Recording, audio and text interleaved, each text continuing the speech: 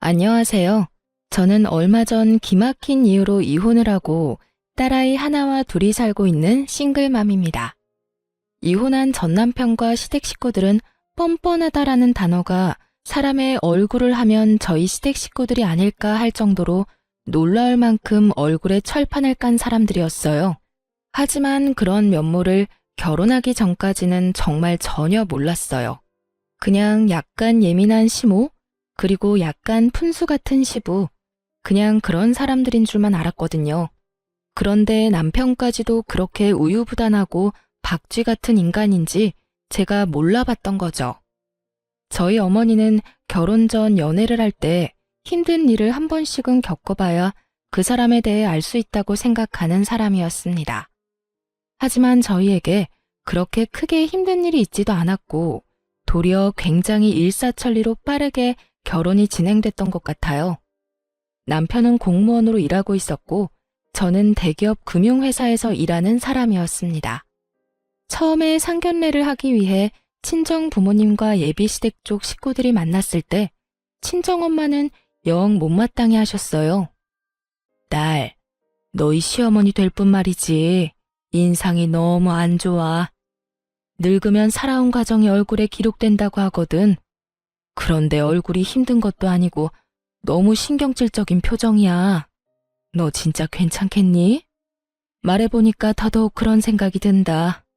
말에 뾰족뾰족 가시 있는 것이 너 결혼하고 힘들까봐 걱정이네. 그래? 나한텐 그렇게까지 예민하게 말씀 안 하시는데. 친정엄마의 말에 친정아버지가 친정어머니를 나무라셨어요. 거 허튼 소리 좀 그만해.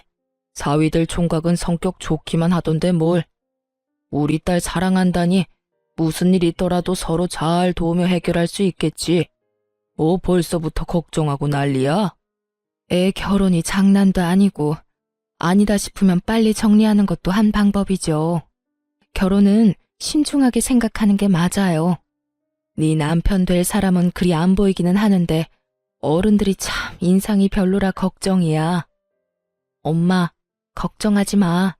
힘든 일 있으면 그 사람이랑 같이 이겨낼게.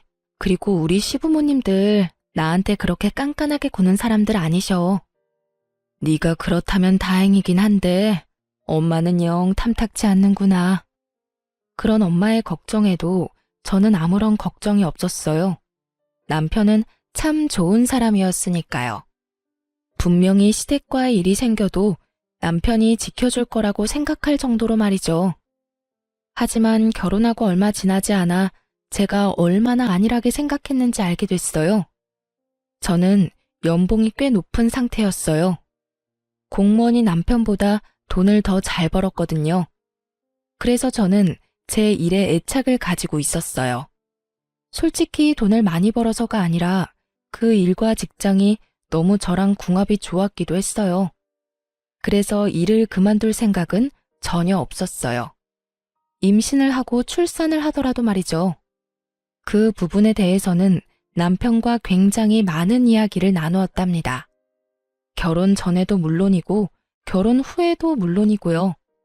남편은 제가 직장을 가져서 돈을 벌어주는 것이 좋다고 이야기를 했고 육아는 자기도 충분히 도움이 될 수 있을 거라고 호언장담했죠.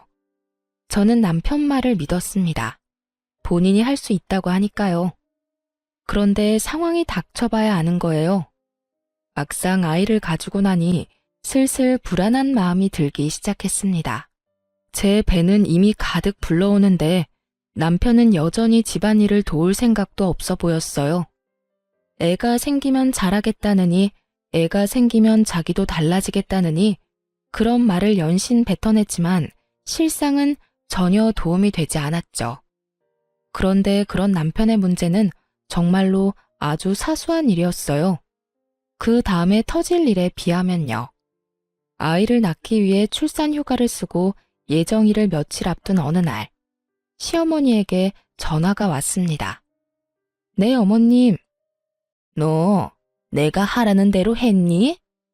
어머니, 제가 말씀드렸지만 제 직장은 복지도 좋고 돈도 많이 주는 좋은 직장이에요. 섣불리 나왔다가 다시 돌아가지 못하면 저만 손해라서요. 육아휴직 기간도 충분하고. 솔직히 어머님이 왜 저한테 일을 그만두라고 하는지 아직까지 잘 모르겠네요. 저는 시모의 전화를 받고 머리가 지끈거리는 기분이었습니다. 시모가 하는 말은 간단했어요. 이제부터 애를 키워야 할 테니 일을 그만두라는 거였죠. 그렇지만 이미 저희 부부 사이에 이야기가 다 끝난 상황이었어요. 그런데 시모는 일까지 그만두라며 난리였습니다. 저는 당연히 거절을 했고요. 너 애 키우는 게 장난처럼 보이니? 일하면서 애를 키울 수 있을 것 같아? 내가 보기엔 너 절대 그렇게 못해.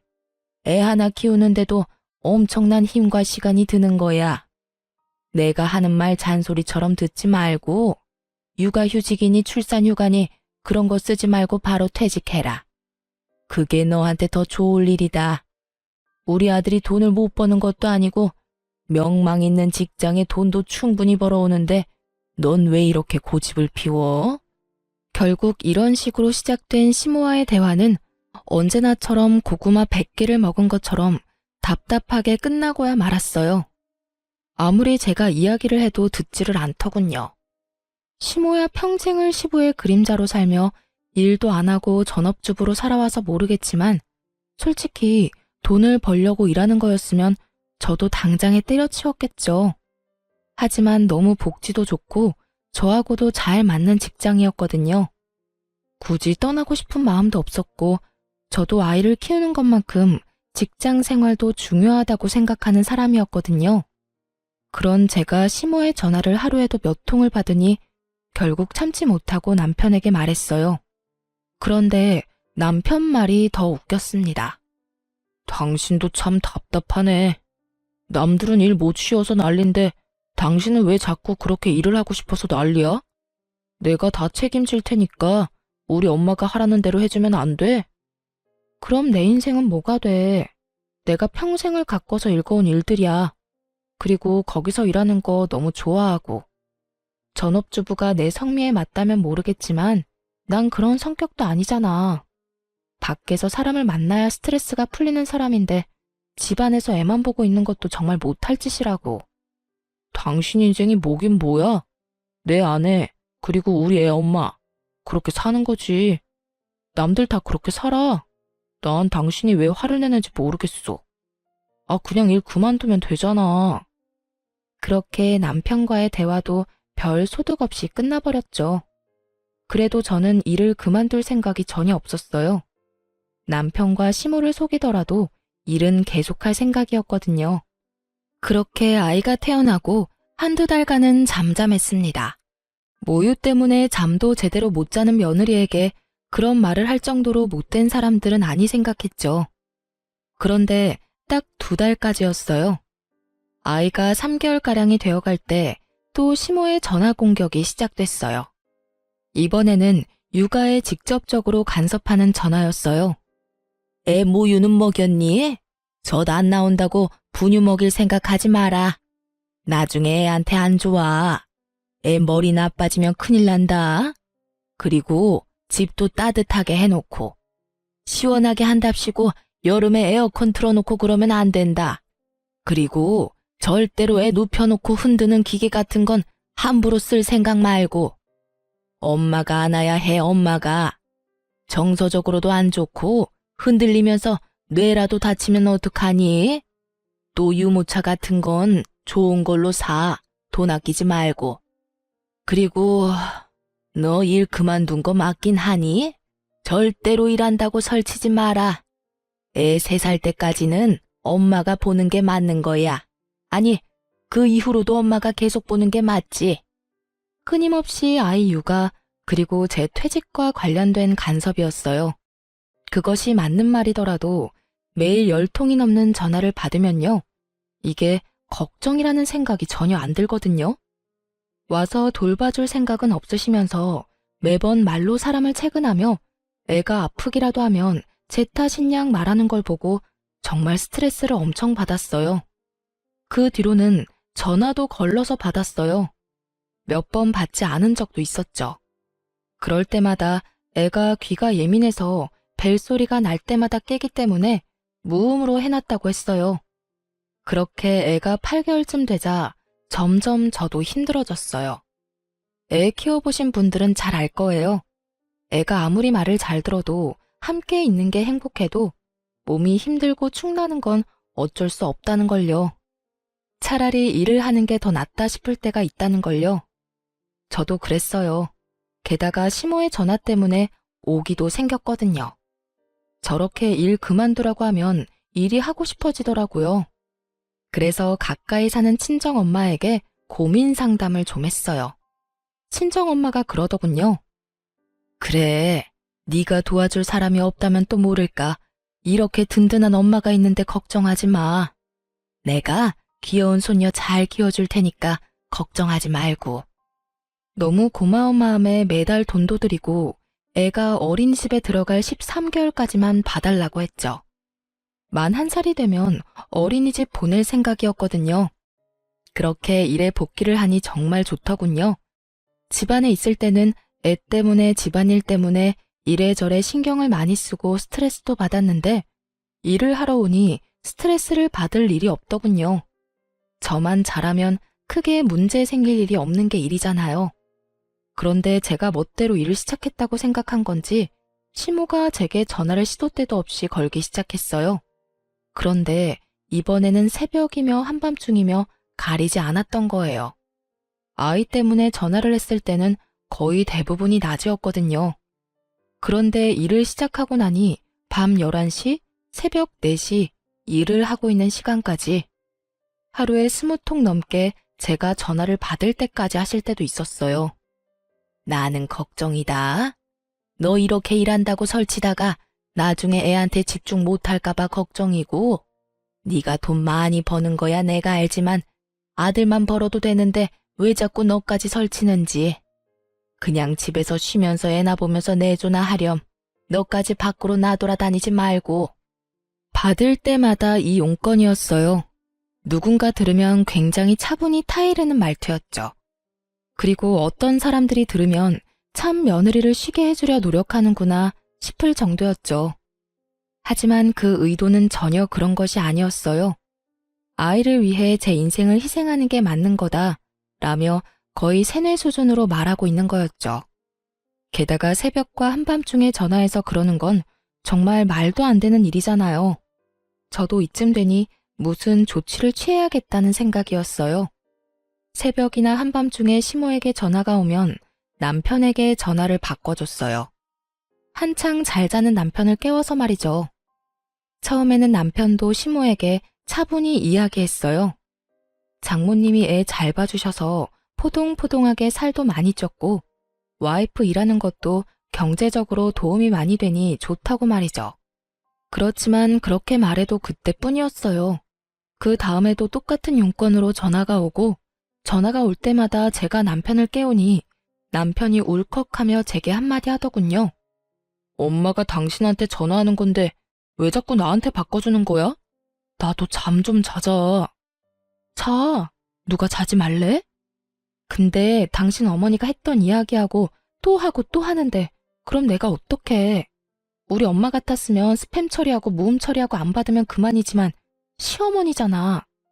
안 받았다가 또 무슨 잔소리를 어떤 식으로 들을 줄 알고 그래?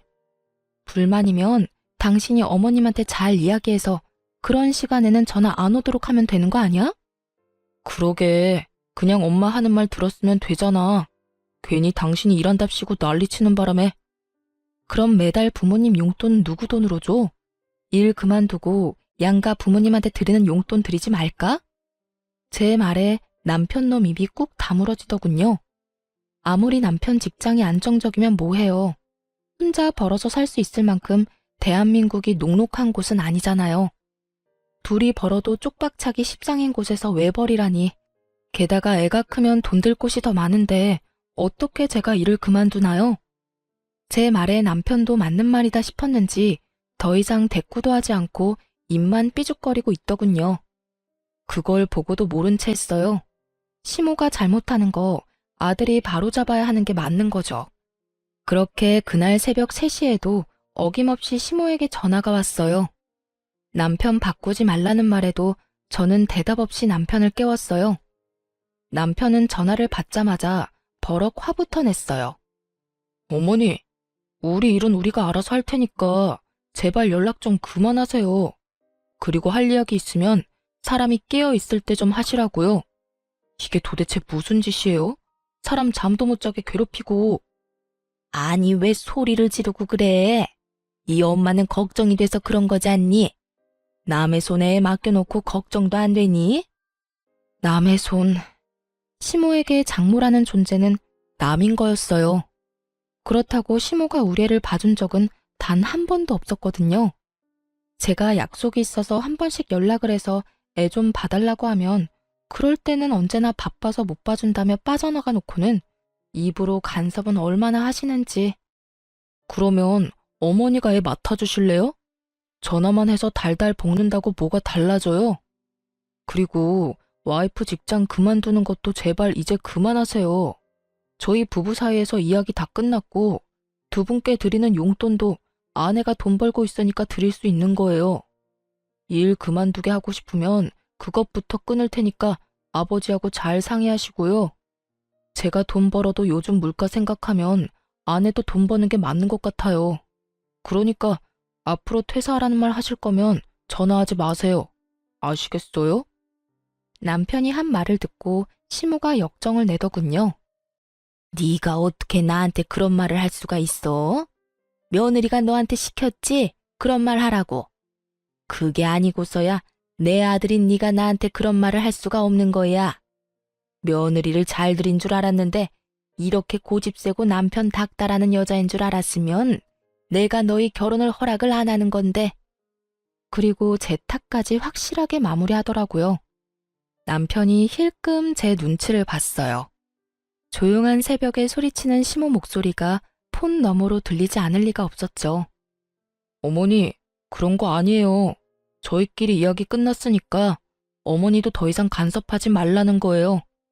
저희 부부끼리 알아서 할 테니까 걱정이 되더라도 맡기시고요. 그리고 제발 새벽에 전화하지 마세요. 예? 그렇게 남편이 시모에게 확실하고 냉정하게 말하고 나자 드디어 시모는 제게 연락을 끊었어요. 그리고 저에게 아무런 말도 못했죠. 저는 모르는 척했어요. 시모는 저를 볼 때마다 한숨을 쉬며 하고 싶은 말을 삼키는 모양이었어요. 차라리 낫다고 생각했어요. 입 밖으로 꺼내지 않으면 그렇게 수십 통의 전화를 하지만 않으면 제가 스트레스를 받을 일도 없으니까요. 그렇지만 시모가 별 문제 없으니 이번에는 시부가 저를 괴롭히더군요. 며느라가 일도 이제 시작하는 거 보니 몸도 많이 좋아진 것 같은데 둘째는 언제 가질 생각이냐? 쓸모없이 돈만 축내는 딸보다는 아들이 최고야. 아들 하나는 낳아둬야 집안이 편한 법이다. 시부의 남아선호 사상이 시작됐거든요. 요즘 같은 시대에 무슨 시대에 덜 떨어진 생각인가 싶겠지만 실제로 그렇게 생각하는 사람이 생각보다 많아요. 그리고 나이가 많으면 많을수록 아들이 전부라고 생각하는 사람은 더 많은 법이죠. 애가 2살이 됐을 무렵부터 꾸준히 시부가 제게 말했어요. 솔직하게 말하자면 둘째를 가지고 싶은 생각은 없었어요. 하나만으로도 벅차다는 생각이었고 육아휴직을 2번이나 쓰는 것도 눈치가 보이는 상황이었죠. 물론 직장 사람들 그 누구도 제게 무엇라 하지 않겠지만 제 마음이 미안함으로 가득했거든요. 그래서 말로만 네 생기면 낳아야죠 하고 건성으로 답하기 일쑤였어요. 그런데 저희 딸이 만으로 4살이 됐을 무렵 그 일이 벌어졌어요. 그날은 어린이날로 딸아이가 아주 기대하던 날이었어요. 딸애는 기분이 좋아서 아침부터 난리였어요. 가고 싶다고 노래를 부르던 동물원을 일찍 갔다가 오후에 시댁으로 향했어요. 시동생도 아들이 하나 있는데 어린이날이라 아들 데리고 시댁으로 온다고 했거든요.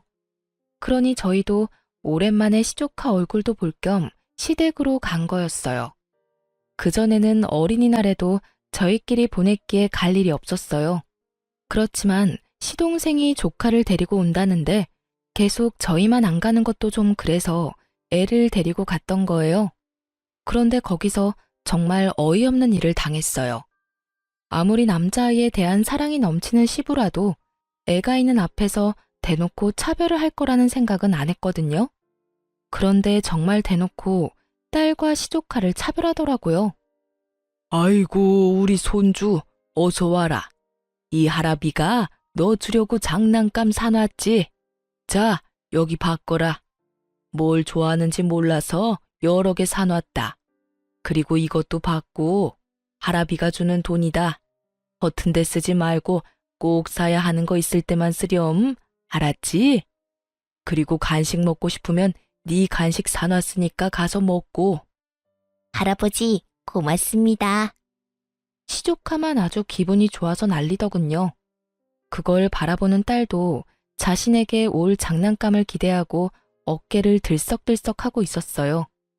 저와 남편이 어린이날 선물로 장난감을 사주긴 했지만 사촌 오빠와 할아버지의 모습을 보니 기대를 할 수밖에 없었던 것 같아요. 그런데 시부는 저희 딸은 무시하고 저한테 이야기하더군요. 너도 왔냐? 그래, 둘째는 준비하고 있어. 이번에는 의사한테 이야기해서 신경 좀 잘 써달라고 하거라.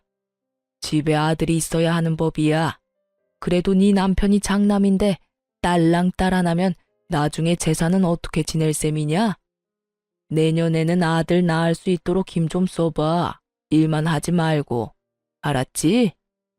저는 대답 대신 딸아이를 앞으로 내밀었어요. 딸, 할아버지한테 인사드려. 그래, 잘 쉬다 가거라. 시부는 딱 그 한마디만 하고 휙 자리를 뜨더군요. 도련님네 가족들도 있었는데 저는 기분이 팍 상했어요. 어린이날 찾아온 손자에게는 어화둥둥 장난감이며 용돈이며 간식이며 왕창 사다주며 좋아하던 시부가 저희 딸에는 안아주지도 않는 그 모습이 너무 속상했거든요. 열받은 제가 표정 관리를 못하자 시부가 슬쩍 저를 보더니 제 딸에게 한마디를 더 거들었어요. 우리 손녀, 출가 외인이라는 말 아냐?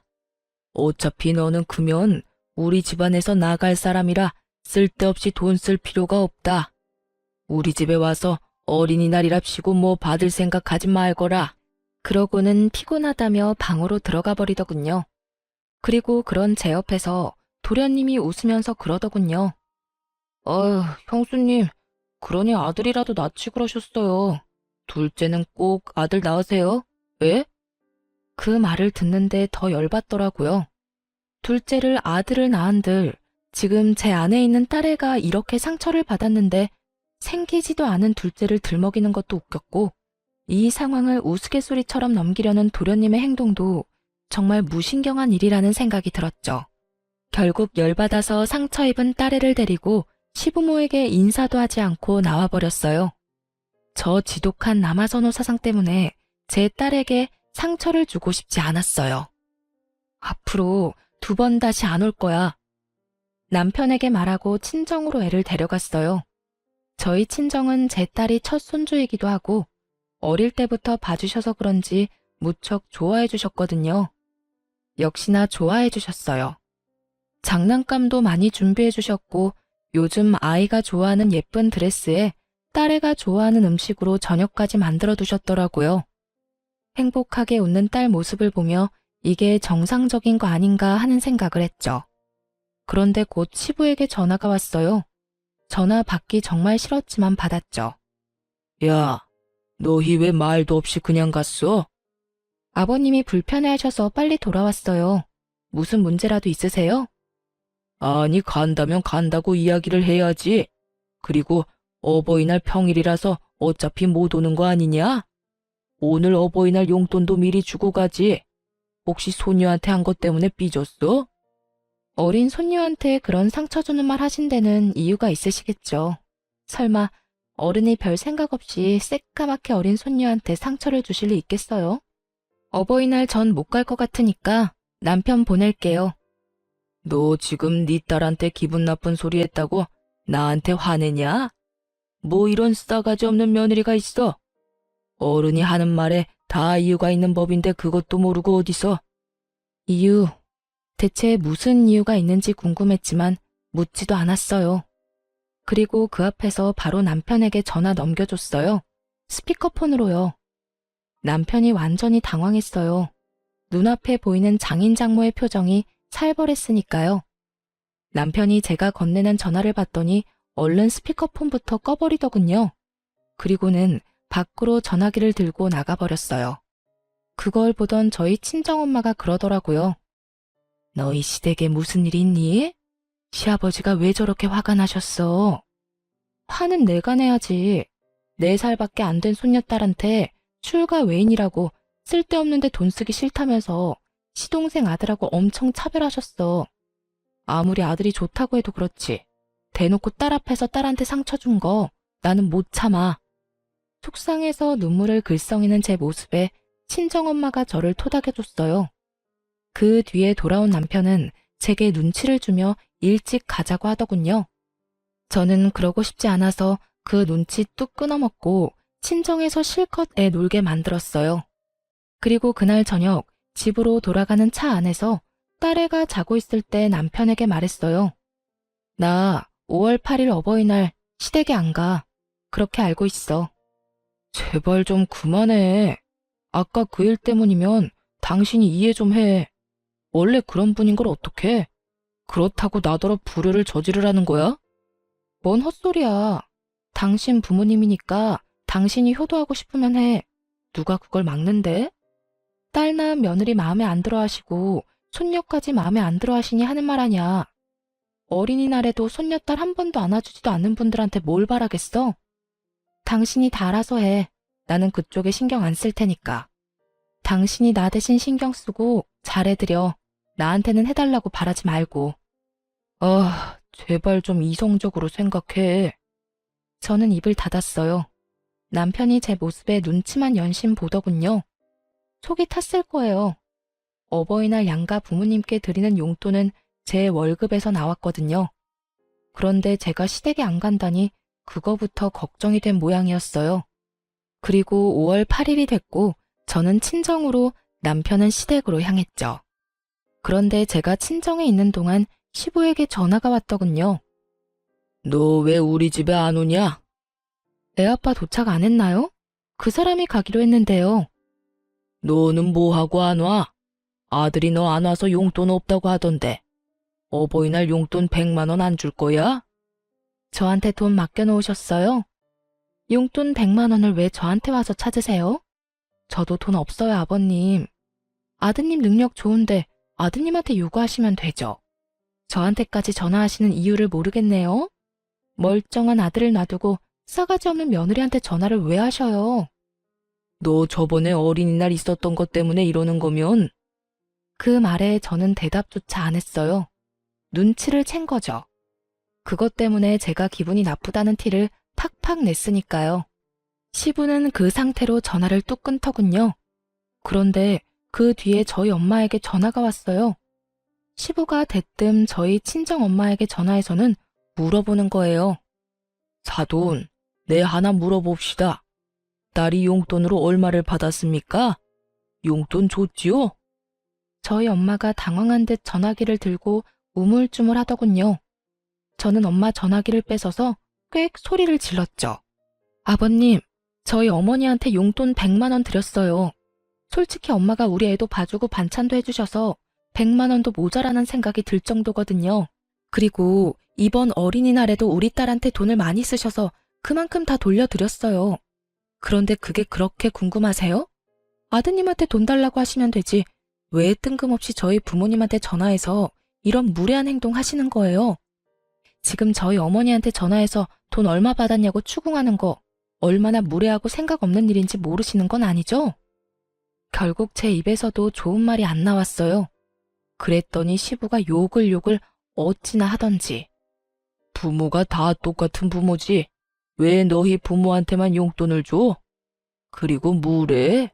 네가 먼저 싸가지 없는 짓 안 했으면 나도 이런 짓 안 했지. 너 돈 좀 번다고 유세 떠는 거냐? 어버이날 챙겨야 할 부모가 4분이나 있는데 저 혼자 다 어떻게 책임지나요? 남편은 남편 부모님 챙기는 거고 저는 제 부모님 챙기는 건데 왜 화가 났는지 모르겠네요. 그리고 솔직히 시댁에서 저희 애랑 저희한테 신경 쓰신 적은 있어요? 어린이날에도 어린애들 차별하는 거 보고 기도 안 찼는데 이제는 전화와서 당당하게 용돈까지 요구하시고 필요하면 제 남편한테 말씀하세요. 그리고 제가 싸가지 없는 짓을 왜 했는지 잘 생각해 보세요. 나이값도 못하고 손녀딸한테 출가 외인이네 어쩌네. 애 상처받는 소리만 하는 것도 열받는데 뭐 좋다고 용돈까지 드리겠어요? 안 그래요? 다 됐고 용돈은 이제 아드님한테 달라고 하세요. 아드님. 결국 저와 시댁은 건널 수 없는 강을 건넜어요. 남편이 제 행동에 어떻게 반응할지 몰랐지만 만약 제 생각과 정반대로 행동할 경우에는 이혼을 하겠다고 이미 다짐한 상태였죠. 역시나 그날 저녁 남편이 와서 제게 하소연하더군요. 대체 아버지랑 왜 싸운 거야? 애한테 서운한 소리 했다고 삐진 거 치고는 너무 일을 크게 벌렸잖아. 나는 솔직히 당신이 왜 이렇게 화내는지 모르겠어. 그냥 듣고 한 귀로 흘리면 되잖아. 근데 왜 그래? 나야 한 귀로 듣고 한 귀로 흘릴 수 있지. 그런데 내 딸은? 내 딸이 들어야 했던 그 어이없는 말들은 뭔데? 지금이야 의미도 모르는 일이지만 이미 애는 시댁 어른들이 자기를 사랑하지 않는다는 걸 알잖아. 그 와중에 전화까지 와서 용돈까지 요구를. 내가 당신 부모님은 당신이 책임지랬지? 용돈 하나 안 드리고 뭐 한 거야?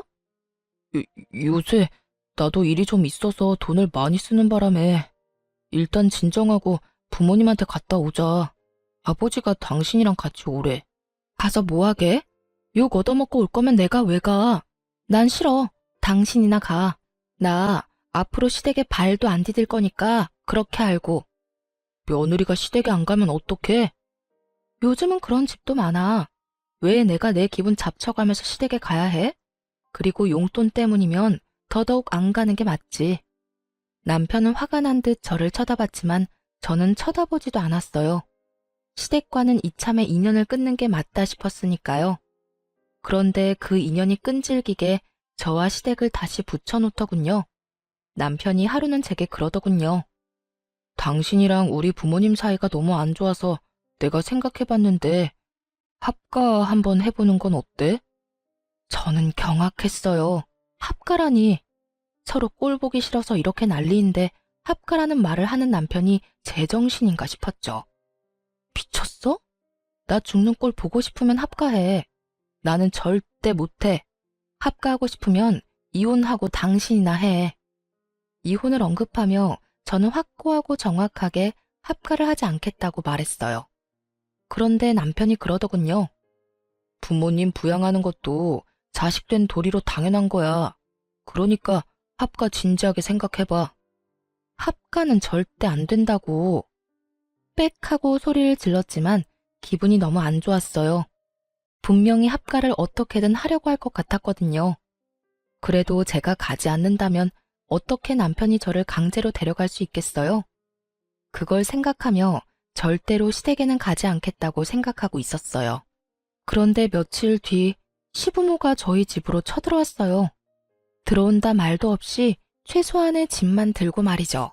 그것도 제가 일하러 간 사이에 짐 정리까지 다 끝내놓고 거실에서 느긋하게 TV를 보고 있더군요. 그걸 보고 말을 잃었어요. 왔냐? 배고프니까 어서 밥하거라. 남편은 제 눈을 못 마주치더군요. 합가 안 하겠다고 그렇게 말했는데 이미 남편 놈이 합가를 하겠다고 시부모에게 말한 모양이었어요. 제 허락도 없이 말이죠. 게다가 뻔뻔하게 짝이 없는 시부의 모습에 저도 충격을 받을 만큼 받았어요. 그 부모의 그 아들이라고 남편까지 제대로 한통속이었던 거죠. 참 믿을 놈 하나 없다 싶었네요. 게다가 제가 친정에서 애를 데리고 집에 들어온 시간이 저녁 8시였어요. 저희는 이미 친정에서 밥을 다 먹은 상태였고 남편에게 미리 문자를 했어요. 우리는 밥 먼저 먹고 갈 테니 당신은 알아서 해결하라고 말이죠. 그런데 여태까지 밥도 안 먹고 있다가 제가 오니 밥을 달라니 저는 아무 말 없이 남편을 쳐다봤어요. 당신 이거 뭐 하는 짓이야? 뭐가? 내가 말했잖아. 부모님이랑 합가하자고. 난 절대 안 된다고 했지. 야, 너 며느리가 시부모 부양하는 거 당연한 거 아니냐? 그리고 이미 아들이 우리 부양하겠다고 했어. 너한테는 선택권 없다. 네가 알아서 우리 수발 들어야 하는 게 맞는 거야. 어디서 여자가 남편 하는 일에 가타부타 말이 많아? 시부가 나서서 그렇게 말하더군요. 정말 듣기 싫은 그놈의 여자 소리, 시대에 떨어진 사고방식. 진짜 미쳐버리겠더라고요. 저는 남편에게 말했어요. 합가하지 않겠다는 내 말에도 억지로 합가한 거, 이혼 사유로 확실한 것 같네. 이혼하자. 그런데 남편 놈이 묘하게 당당하게 굴더군요. 그러더니 폰을 딱 꺼내서 손에 올려두더니 뭔가 조작하더라고요. 곧이어 제 핸드폰에 알림이 떴어요. 그리고 저는 제 눈을 의심했습니다. 통장에 1억이 송금된 거 아니겠어요? 그 뒤로 2번이 더 들어왔어요. 총 2억 원이었죠. 하루 송금 한도가 1억이라 2번에 나눠 돈이 들어온 거예요. 봤지? 아버지가 집 판 돈 우리한테 주신 거야. 당신한테도 절반 나눠주는 거야. 내가 맨입으로 당신한테 부모님 수발 들라고 하는 줄 알았어? 당연히 합가에 따르는 돈은 주는 게 맞지. 그러면서 아주 의기양양하게 제게 말하더라고요. 저는 웃음이 났어요. 강제로 2억 붙여주고 부모님 수발 들라는 것 자체가 너무 코미디 같더라고요. 돈 2억 때문에 남은 몇십 년을 스트레스에 쩔어서 살라는 게 수지가 맞는 일인가 싶어서요. 그 몇 배를 준다고 해도 저는 결코 살고 싶지 않았어요. 지금 당장 제 딸 얼굴만 해도 싫어서 질색팔색을 하는데 합가는 무슨 합가인지. 그런데 남편 놈은 제가 당연히 받아들일 거라고 열심히 착각하고 김칫국 마시고 있더군요. 여보, 이제 합가에 대해서 다 이야기 된 거다. 알았지? 나도 많이 양보한 거야. 당신이 우리 부모님 수발 들 거니까 절반 떼어준 거지. 그리고 당분간 동생한테는 비밀로 좀 해줘. 동생이 또 알면 골치 아파.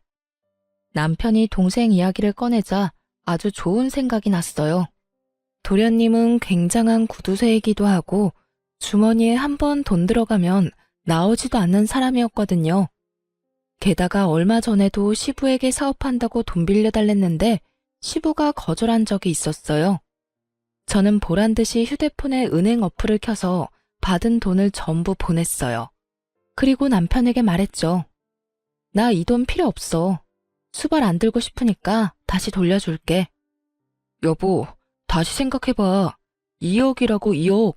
부모님만 모시고 살면 2억인데 무슨 소리야? 너나 다 가져가고 너 혼자 부모님 모시면 되잖아. 왜 나한테 도움을 구해? 분명 말하는데 나는 싫다고 했어. 당신 도대체 왜 그래? 그냥 단순하게 비위만 맞춰드리면 되는 거잖아. 그거 하나 못하겠다고 이 난리야?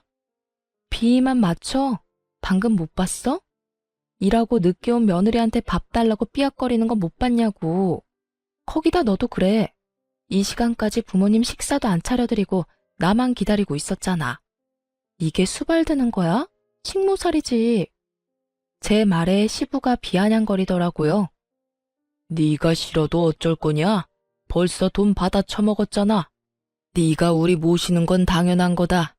하루 세 끼 따뜻한 밥 차리고 집안 청결하게 유지하고 집안일 하는 것까지. 그거 안 하겠다고 이혼하면 오히려 네가 위자료 내야 해. 전 돈 안 받았는데요. 지금 그 돈 방금 도련님한테 보냈어요. 아버님, 도련님네 아들 좋아하시죠? 저는 이 집안에서 둘째 낳을 생각 없으니까 이 집안 유일한 아들 손주랑 살면서 평생 노후 보내면 되겠네요. 제 말에 남편과 시부모 얼굴이 새파랗게 질리며 발을 동동 구르기 시작했죠. 아니, 그 돈을 왜 둘째한테 줘? 너 뭐 잘못 먹었어? 그래, 왜 동생한테 준 거야? 동생이 알면. 내가 도련님한테 이미 설명 다 했어. 아버님 수발 받고 싶어서 여기 왔고 나는 수발 들 생각 없으니까 그 돈 받고 수발 들어줬으면 좋겠다고. 수발 들 생각 없으면 아버님한테 돈 돌려드리라고 했는데 뭐 잘못된 거 있어? 태어난 제 말에 다들 한숨을 내쉬며 조급한 표정으로 시동생에게 전화를 하더군요. 다행히 시동생은 전화를 받지 않았어요.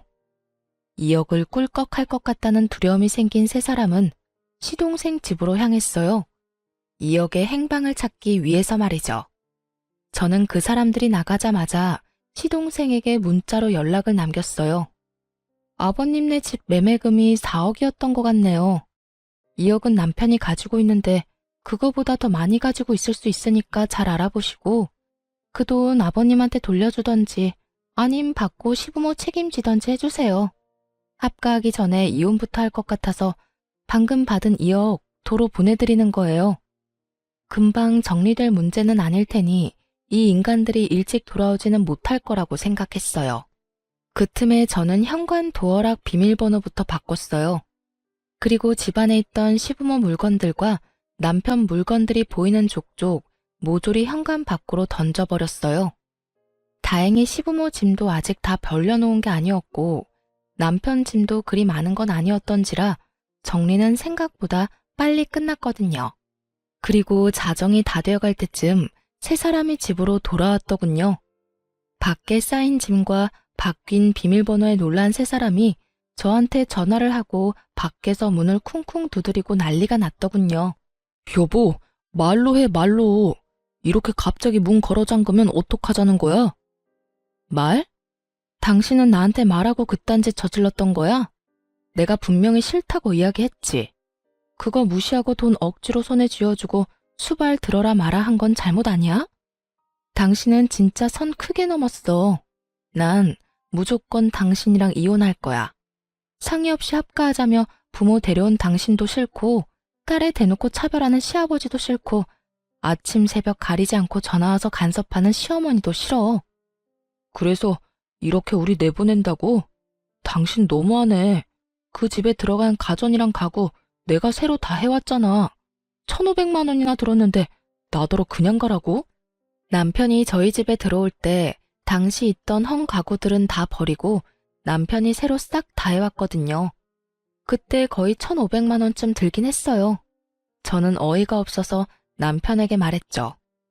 내가 당신 부모님 용돈 챙겨드린 것만 해도 1,500 넘을걸? 그래, 좋아. 그 1,500 내가 줄 테니까 내일 우리 회사 앞으로 와.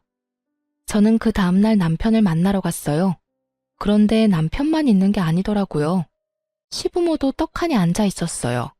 저는 보자마자 1,500을 남편 계좌로 이체해줬어요. 여기 1,500. 어차피 나한테 돌아올 돈이니까 아깝지도 않네. 당신이 위자료로 나한테 돈 줘야 하는데 어차피 그걸로 주게 될 거니까. 잘 보관해뒀다가 나중에 그대로 돌려주면 되겠네. 그리고 이혼 소송 오늘 들어가기로 했어. 앞으로 그 이외의 일로 연락하지 마. 잠깐, 그렇게 그냥 가면 안 되지. 그 집 전세금도 재산 분할해야 하는 게 맞는 거 아니야? 너희 같이 산 기간이 5년이 넘는데 당연히 재산 분할도 해야지. 이 말이 나올 거라는 걸 예상은 했어요. 돈까지 시동생에게 뺏긴 이 사람들이 제 돈을 탐내지 않을 리가 없죠. 저는 그 사람들 눈앞에 종이 한 장을 꺼내 팔랑팔랑 흔들었어요. 이게 뭐야? 차용증이요. 제가 부모님께 돈 빌려서 그 집 전세금 마련했다는 증거요. 전세 나오면 그 돈 부모님한테 돌려드리게 되어 있어요. 뭐? 그딴 게 어딨어? 전세금이 꽤 커서 어머니한테 좀 부탁했어요. 5천만 원 넘게 현금 거래하면 증여세 내야 해서 차용증을 쓴 거죠. 그래서 이 집 계약 만료돼서 전세금 나오면 싹 다 친정에 다시 돌려줘야 해요. 사실 어머니에게 매달 용돈을 드리면서 그 용돈으로 원금을 차감하고 있는 중이었지만 그 이야기는 하지 않았어요. 그리고 예상대로 세 사람은 입을 틀어막으며 당황하더라고요. 그럼 너희 재산은? 아무것도 없어요. 모아놓은 것도 애 때문에 다 썼고요. 생활비다 부모님 용돈이다 많이 들어가서 남은 것도 없어요. 예적금이라도 있으면 모르겠는데 그것도 없고. 그래도 다행이잖아요. 남편한테 아직 2억 남아있지 않아요? 그걸로 전세나 월세 장만해서 들어가면 되겠네요. 야, 너 이거 다 일부러 그런 거지? 둘째한테 돈 준 것도 전셋집 빚인 거 말 안 한 것도 일부러 그랬지? 우리 골탕 먹이려고. 무슨 소리 하시는지 모르겠네요. 골탕은 당신들이 나한테 먹인 거지. 얼마나 뻔뻔하고 얼굴에 철판을 깔았으면 하루에 전화를 수십 통을 하질 않나. 할아버지가 돼서 손주 상처 주는 말을 해대질 않나. 합가 싫다고 했는데 쳐들어와서 눌러앉질 않나. 누가 누구를 골탕 먹인 건데요, 지금? 말도 없이 들어와서 돈만 받으면 모셔줄 줄 알았어요? 두 사람 모시느니 내가 남편이랑 이혼하는 게 더 낫죠. 그러니까 앞으로 연락하지 마세요. 본인들 앞길 본인들이 알아서 개척하시고. 아니, 손이 없어요, 발이 없어요? 아직까지 팔팔하시면서 왜 며느리한테 빌붙으려고 하세요? 그것도 그렇게 괴롭히고 못 살게 굴던 며느리한테. 좋아하시는 도련님네 가서 편하게 사세요. 손자 재롱도 보시면서. 그렇게 소리치고 저도 집으로 돌아와 버렸어요. 남편이 뒤따라와서 저를 붙잡고 늘어지더군요. 여보, 이렇게 화낼 줄 정말 몰랐어. 나는 그냥 당신이 돈만 받으면 좋아할 줄 알고. 나 당신이랑 헤어지면 갈 곳도 없어. 네가 뿌린 씨앗이니까 네 손으로 거둬. 그러게 누가 집으로 데려오라고 했어? 순간 눈앞에 돈에 눈이 멀어서 넌 나를 팔아먹은 거나 마찬가지야. 돈만 주면 다 되는 거야? 그 스트레스로 내가 죽어나가는 건 보이지도 않냐고. 몇 번을 내가 말하고 당신한테 이야기했잖아. 두 분 부모님 때문에 힘들다고. 멀리해도 모자랄 판에 집에 데려오는 짓을. 당신처럼 공감 능력 없는 인간하고는 도저히 못 사니까 죽든 말든 네 알아서 살아. 제발 셋이서 교대로 나 괴롭히지 말고. 그렇게 세 사람을 내버려 두고 돌아왔어요.